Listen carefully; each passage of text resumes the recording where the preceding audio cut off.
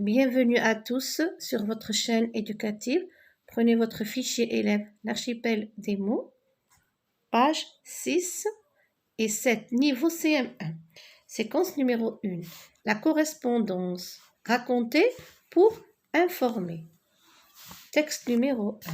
Nous allons prendre connaissance de ce texte qui est une lettre. Regardez. Paris, le 9 septembre. Cette lettre a été écrite le 9 septembre à Paris. Ma chère Minette, ça y est, nous commençons à voir le bout de notre emménagement. Ça a été assez difficile. J'ai retrouvé plein de choses. Tu te souviens du petit panier que je portais au bras lorsque je t'accompagnais au marché. À l'époque, je ne devais pas avoir plus de 4 ans. Qu'est-ce que j'en étais fière. Et je ne te raconte pas lorsque les marchands m'y glissaient 4 cerises ou une feuille de salade. Maman est contente. Elle n'a pas encore commencé à travailler pour son prochain spectacle. Rappelez-vous, hein, la maman travaille dans le spectacle. Mais une première rencontre avec les comédiens, regardez, elle va rencontrer les comédiens, a eu lieu. Elle en est revenue très contente. Ma chambre est plus petite qu'avant. J'ai eu beaucoup de mal à tout ranger. Finalement, chaque chose a retrouvé sa place et le résultat est vraiment sympa. Cela montre que cette petite fille, elle est vraiment contente de sa nouvelle chambre. Elle est contente de son aménagement dans cette nouvelle maison. Je t'embrasse, Lise. On va prendre connaissance maintenant du deuxième texte. Ma chérie. Alors, ce deuxième texte, c'est une réponse au premier. Tu vas commencer ta nouvelle vie avec plaisir. C'est bien. Au début, le vendredi soir, j'évitais l'arrêt de l'autocar. Il me rappelait trop le 18h15, le bus qui te ramenait près de moi. Toi et moi, on ne peut plus nous retrouver en tête à tête. Quand j'en parle, ça fait encore un peu mal. Ça serre le cœur. On voit bien que la grand-mère est triste. Ça serre le cœur, ça veut dire qu'elle est triste. Elle ressent de la tristesse du départ de sa petite fille. Dire que je passais la semaine à noter les blagues. Alors les blagues, ce sont des petites histoires qui font rire, dont je te ferai part. J'apprends à vivre sans vous deux, sans toi, petit rayon de miel. Regardez, elle surnomme sa petite fille son petit rayon de miel. Cela montre qu'elle l'aime beaucoup. Au club des personnes âgées, ils ont ouvert un club internet. Je m'y suis inscrite.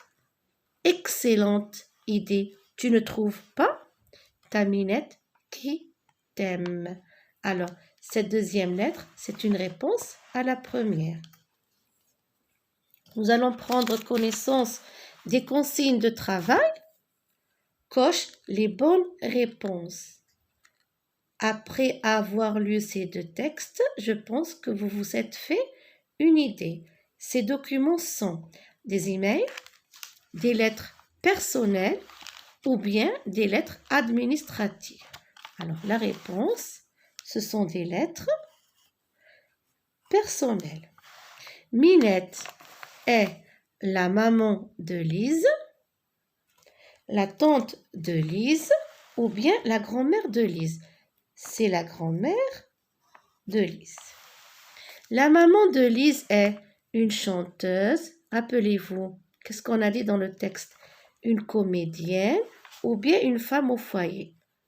Alors, on a dit que la maman n'a pas encore commencé à travailler pour son prochain spectacle, mais une première rencontre avec les comédiens. Donc, cela prouve que cette maman, elle est Comédienne, je coche cette case.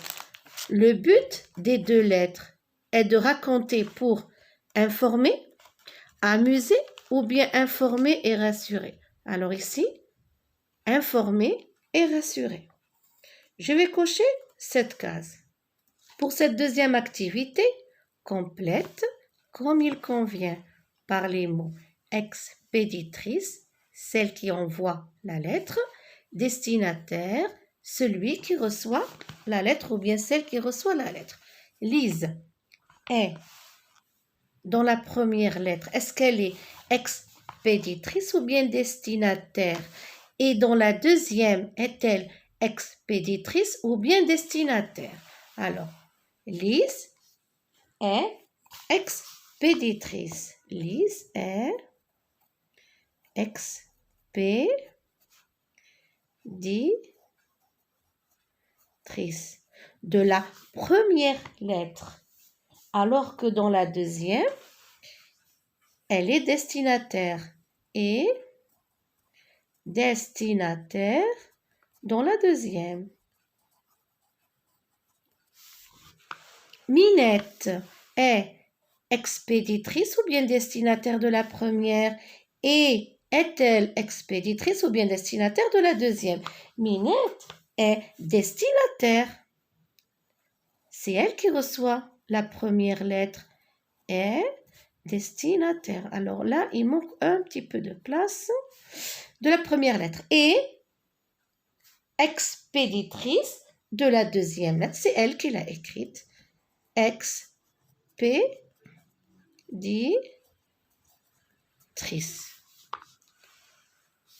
Troisième activité. Quel pronom personnel emploie les deux correspondantes pour s'adresser l'une à l'autre?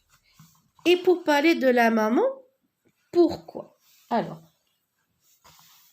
les pronoms personnels employés sont, regardez bien, il y a je et il y a tu. Il y a je et il y a tu. Il y a aussi toi et il y a aussi moi. Ce sont les pronoms personnels utilisés qui montrent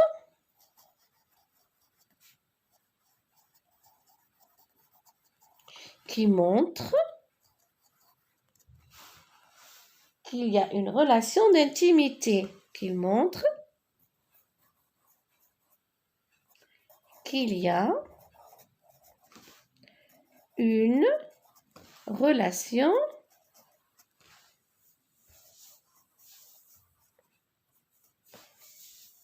d'intimité.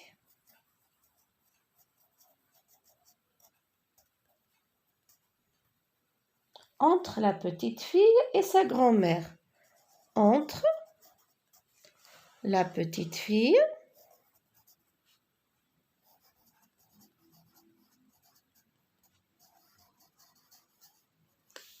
et sa grand-mère.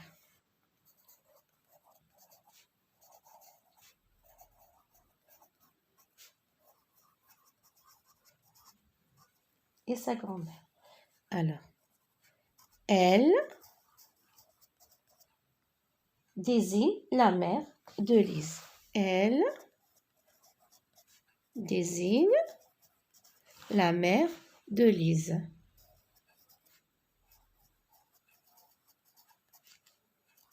N'oubliez pas la majuscule pour le nom propre.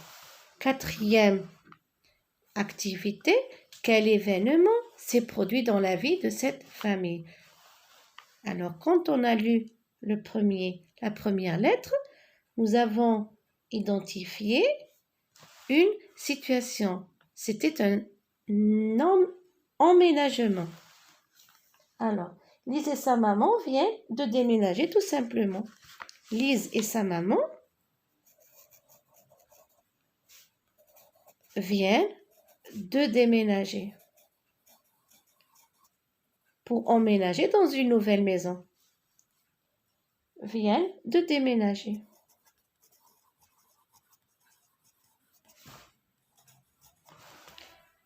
de déménager. Déménager, c'est une situation assez difficile. On change de ville, on change de maison, on change d'école. Il y a un grand changement. Cinquième activité, quel sentiment éprouve Lise? Alors, éprouver, ça veut dire ressentir. Qu'est-ce qu'elle ressent après le déménagement? Lise est contente et nostalgique. Alors, Lise est contente. Oui, elle est contente de déménager. Et nostalgique. Nostalgique parce que elle quitte sa grand-mère, ses amis, comme je viens de dire. Nostalgique, cela veut dire triste. Alors, elle est contente et nostalgique en même temps. Sixième activité, relève dans la deuxième lettre d'autres expressions qui permettent à la grand-mère de parler du départ de sa fille et de sa petite fille. Pour la sixième activité, relève dans la deuxième lettre d'autres expressions qui permettent à la grand-mère de parler du départ de sa fille et de sa petite fille. Alors, la grand-mère parle du départ de sa petite fille et de sa fille en disant, alors qu'est-ce qu'elle dit? Regardez, entre guillemets, j'apprends à vivre sans vous deux. Je répète, la grand-mère parle du départ de sa petite fille et de sa fille en disant j'apprends à vivre sans vous deux. Dans la septième activité, que fait Minette pour s'occuper et rester en contact direct avec sa petite fille? Vous l'avez sûrement deviné, elle s'est inscrite au club Internet. Elle s'est inscrite. Elle s'est inscrite pour pouvoir rester en contact rapidement, facilement. Elle s'est inscrite au club Internet.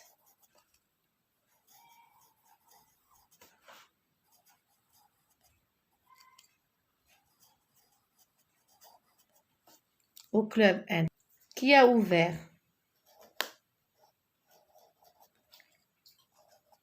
Qui a ouvert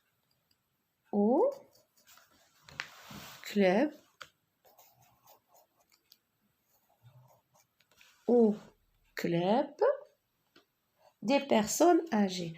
Des personnes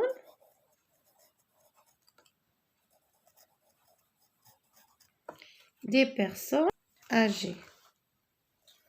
Âgé, c'est un adjectif qui veut dire vieux.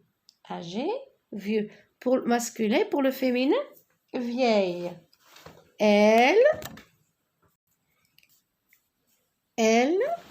pourra rester en contact avec sa petite fille. Je répète, elle s'est inscrite au club Internet qui a ouvert au club des personnes âgées.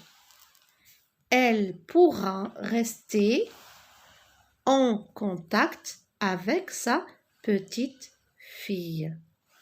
Pour l'activité écrite, regardez, imagine et rédige en 2 ou 3 phrases le message que Lise peut envoyer à Minette pour lui expliquer les avantages d'Internet. Alors, nous savons tous que Internet a des avantages, mais il y a aussi des inconvénients. On peut commencer à titre indicatif. Ma Minette, Internet te permettra de communiquer facilement, rapidement, de partager des informations, des photos, des contenus, etc.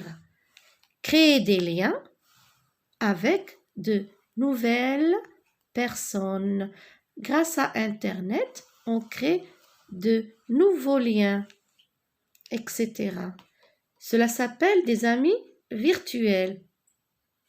Et je trouve que ton idée est géniale, Lise. Je répète, Maminette, Internet te permettra de communiquer facilement, de partager des informations, des photos, des contenus, créer des liens avec de nouvelles personnes, etc. Et je trouve que ton idée est géniale, Lise. Cette leçon touche à sa fin. Je vous souhaite bon courage.